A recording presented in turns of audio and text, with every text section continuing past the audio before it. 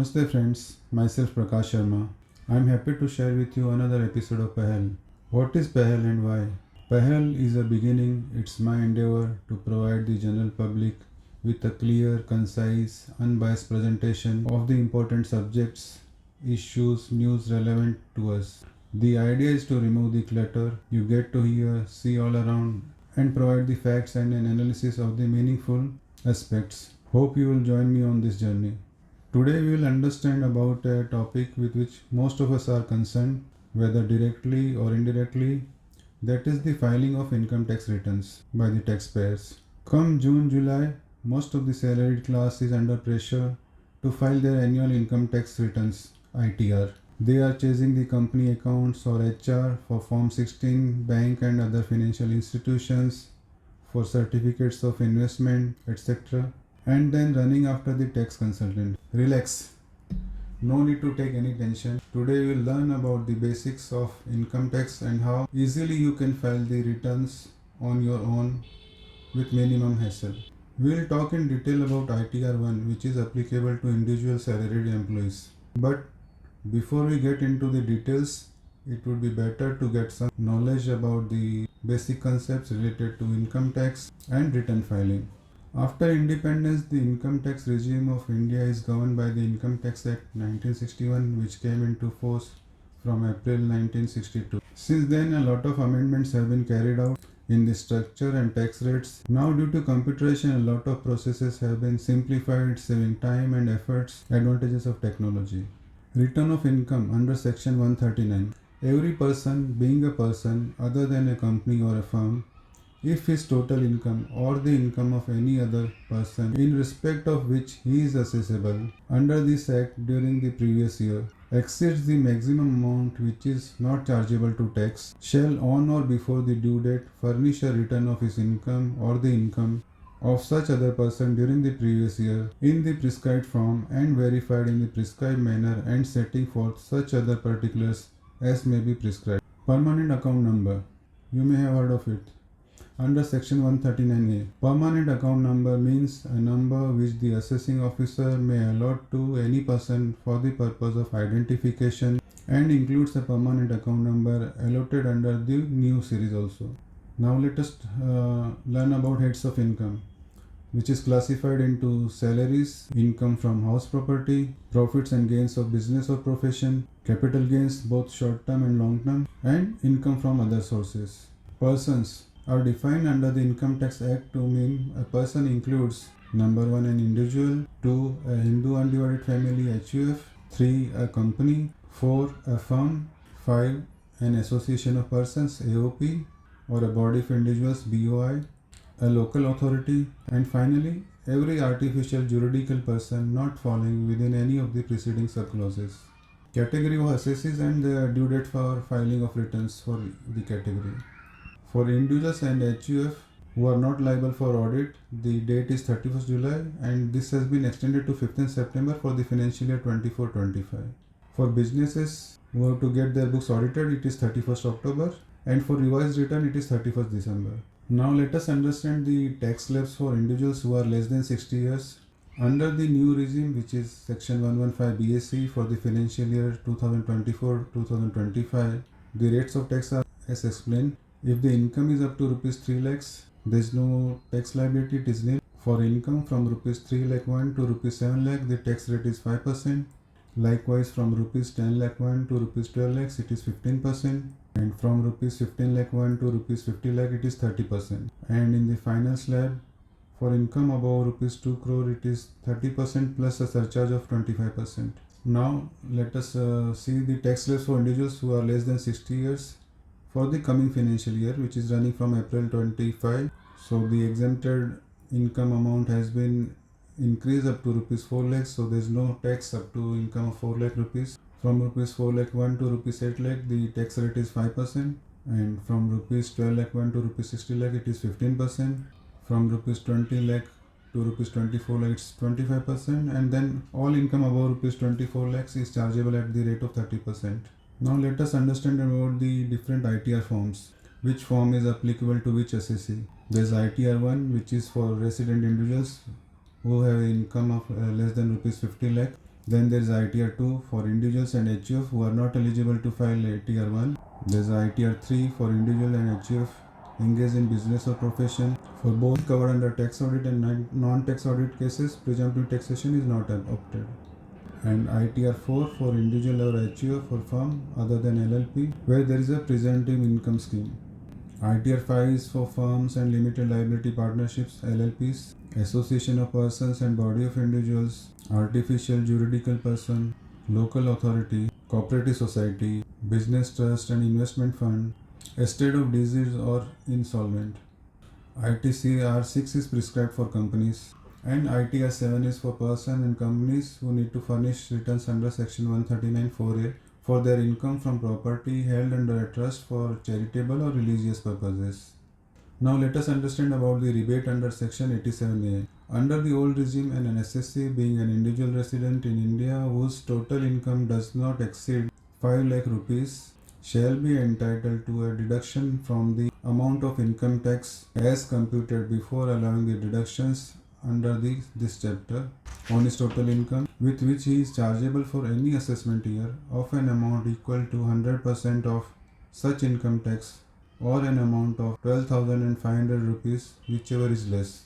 Under the new regime under section 115 BAC for the financial year 2024-25 where the total income does not exceed 700,000 rupees, that is 7 lakh rupees, the assessee shall be entitled to a deduction from the amount of income tax as computed before allowing for the deductions under this chapter on his total income which he is chargeable for any assessment year of an amount equal to 100% of such income tax or an amount of 20,000 rupees whichever is less. For the financial year 2025-26 where total income does not exceed 1200,000 rupees, that is 12 lakh rupees, the assessee shall be entitled to a deduction from the amount of income tax as computed before allowing for the deductions under this chapter on his total income with which he is chargeable for any assessment year of an amount equal to 100% of such income tax or an amount of 60,000 rupees whichever is less. Now let us talk about ITR-1 which is also known by the name Sahaj. It's applicable only for resident individuals. In India, there are nearly 4 crore taxpayers who file ITR-1. Only resident individual having total income of up to rupees 50 lakh from any of the given categories of income is eligible to file ITR-1. Number 1, it is salary and pension. Number 2, income only from one house property. Number 3, other sources like interest, family pension, dividend, etc. And 4th, agriculture income up to rupees 5,000 only. And this form cannot be used by a person who 1.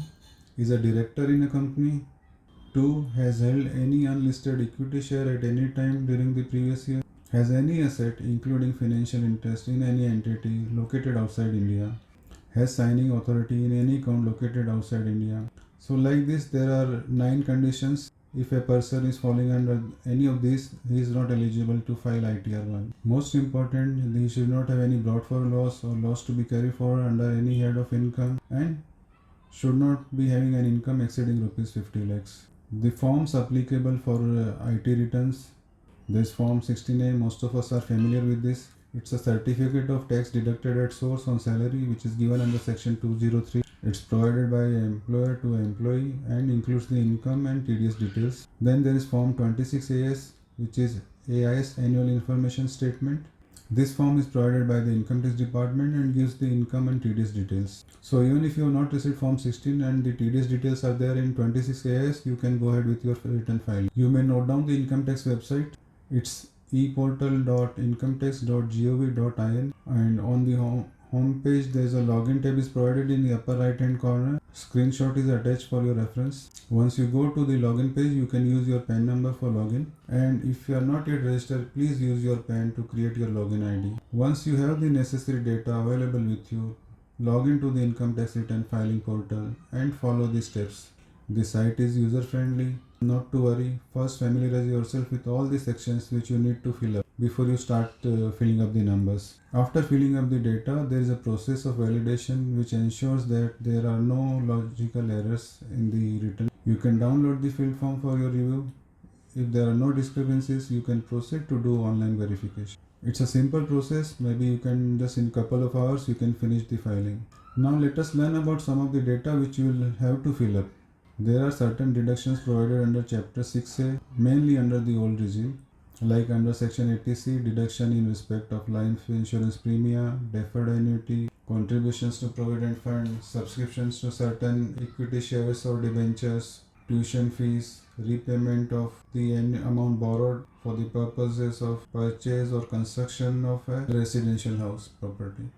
Under Section 80 CCD, there is a deduction in respect of contribution to pension scheme of central government. In the case of an employee, 10% of his salary in the previous year is eligible for deduction. There are limit on deductions under Section 80C, 80CCC and 80CCD. The aggregate amount of deductions under these sections shall not in any case exceed rupees 1,50,000. So all put together you can get a deduction of only rupees 1,50,000 irrespective of the total amount of investment. Then under Section 80D, deduction is provided in respect of health insurance premium. The whole of the amount paid to effect or to keep in force an insurance on the health of the assessee or his family or preventive health checkup as does not exceed in the aggregate 25,000 rupees. And besides, the whole of the amount paid to effect or keep in force an insurance on the health of the parent or parent of the assessee as does not exceed in the aggregate 25,000 rupees. So you can insure your immediate family as well as parents and get the benefit also. Under Section 80, deduction in respect of interest on loan taken for higher education. Any amount paid by him in the previous year by way of interest on loan taken by him from any financial institution or an approved charitable institution for the purpose of pursuing his higher education or for the purpose of higher education of a relative. Under Section 80G, deduction is provided in respect of donations to certain funds, charitable institutions, etc. The deduction is limited to 50% or 100% depending on the institution to which donation is being made. Then under Section 80GGC, deduction in respect of contributions given by any person to political parties is also eligible. Under Section 80 TTA, deduction in respect of interest on deposits in saving account. The aggregate maximum amount of deduction from all such accounts is rupees 10,000. Under Section 80 TTB, for resident senior citizens, deduction in respect of interest on deposits in savings account. The aggregate maximum amount of deduction from all accounts is rupees 50,000. So there is additional benefit for the senior citizens of the country. Other deductions apart from the 80C. Under Section 24B, deduction from income from house property on interest paid on housing loan. The deduction is allowed on actual value up to rupees 2 lakh.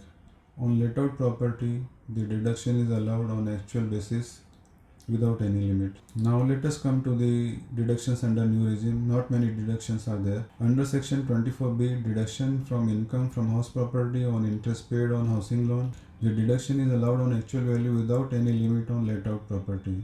Under Section 80CC D subsection 2, deduction towards contribution made by an employer to the pension scheme of central government. A deduction up to 14% of salary is available to all categories of employers.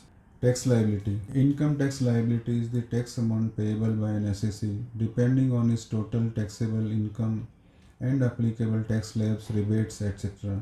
The amount payable at the time of filing of return is to be adjusted for advance tax paid, tax deducted at source, and interest and penalties for delays in compliance, if any. Let's talk about refunds, which is under Section 237.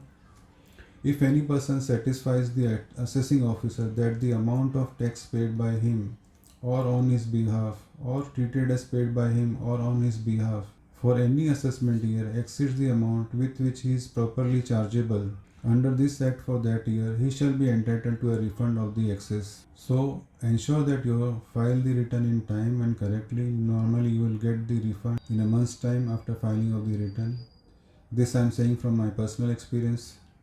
Please share this video with as many persons as possible so that they can also benefit. You can contact me by writing on my email ID. I do hope to get your encouragement to produce more such videos on matters of interest to the common man. Please provide your feedback in the comment section. Kindly like and share the video and subscribe to my channel. Thank you for watching. Have a good day.